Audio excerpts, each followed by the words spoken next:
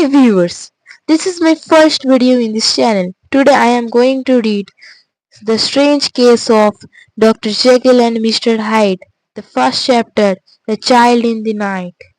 Okay, let's start. It was her, the poet. Robert Louis Stevenson was a great person who was born in Edinburgh, Scotland in 1850. Okay, let's start. A Child in the Night. Two well-dressed men were about to cross a London street on a sunny Sunday morning. They were Mr. Gabriel John Utterson, an elderly lawyer, and his young cousin, Richard Enfield. A horse-drawn, hansom cab drew up beside them, and the cabman leaned down from his perch, waving his whip. "Morning, gentlemen," the cabman called with a hopeful smile. "Off to church on this fine Sunday, I will bet. I will have you there in 2 weeks or less." Mr. Utterson never spoke unless it was important. He frowned at the cabman and waved him away. But Richard gave the man a friendly smile and shook his head. "No, my good man, we are out for a walk, which we take every Sunday. That's the way to see interesting things in London." They crossed several streets and soon found themselves in a dingy neighborhood.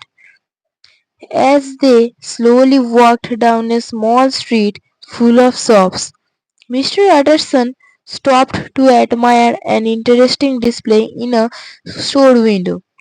Suddenly, Richard tugged at his sleeve and spoke with a serious note in his voice.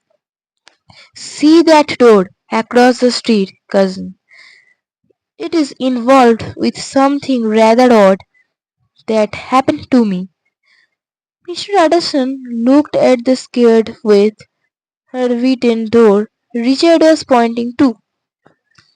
It belonged to a two-story building that was one of several built around a courtyard, because there were no windows at the front of the building. It looked deserted and somewhat sinister. Mr. Utterson's usually indifferent tone of voice took on a note of curiosity. "Indeed, what is that door to you?" he asked. Richard drew him back against the store front and spoke softly. "I was coming home alone from a party on a dark winter night. There were some lights in the street, but no people. Everyone was asleep, and I heard only my own footsteps, not far from here. As I neared an intersection, I suddenly saw two people. One coming up one street was a little girl, running as hard as she could, and coming up a side street was a short figure of man, clumping along at a good rate.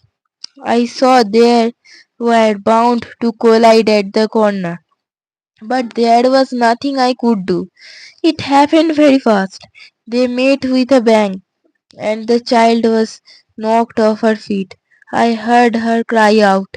By that time, I was running toward them to help in any way that I could." Richard was so caught up in his story that he did not notice his cousin looking almost fearful as he listened. If he had noticed, he would have stopped talking and been astonished, for Gabriel John Utterson rarely played his emotions, even to his many friends. Richard spoke faster now, his eyes flashing. The man had the wind knocked out of him for a moment, but instead of picking the child up, "You will find this hard to believe, cousin, but I swear it is true." He trampled on her, stamped right on her, over her, and continued on his way. The child's screams were terrible.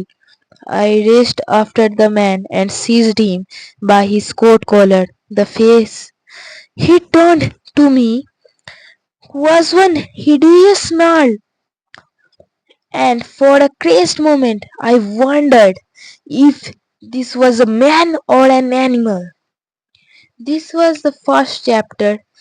Uh, so in this next video, I will talk about the Blackmail House chapter 2. Okay, goodbye.